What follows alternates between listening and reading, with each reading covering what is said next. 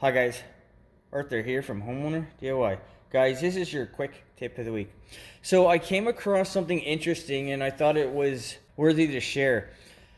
So this light switch here, this is rated for 20 amps. This one here is rated for 15 amps. So what we see on the end, it says 20 amps. We see on the end, it says here 15 amps. So the interesting thing here is this switch here was on a 20 amp breaker. So to figure out how many amps the circuit is, just look at the actual wing on the breaker as you flip it back and forth because it has numbers in the middle. So this is what I mean. So you got your 15 amp here, you got a 20 amp here, and this is how you're going to figure out what the amp rating for the breaker is.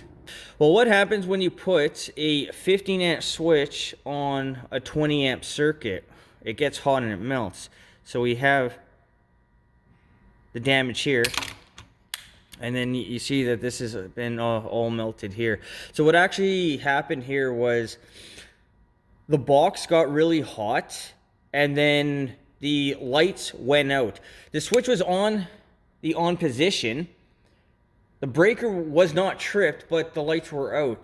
So after noticing how warm the box was, the switch was, the switch had to be replaced anyway, so it was taken out, and then it was found to be that a 15 amp switch was on a 20 amp circuit, which you need a bigger switch for.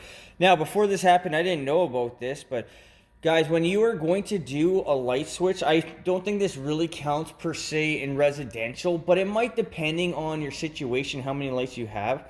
If you need to replace your light switch, make sure that you check the amp rating for the circuit.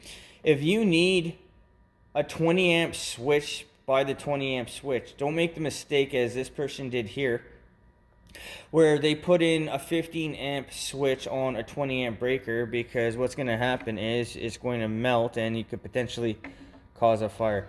This is something new to me, but I thought it was definitely worth sharing. Guys, that is your quick tip of the week.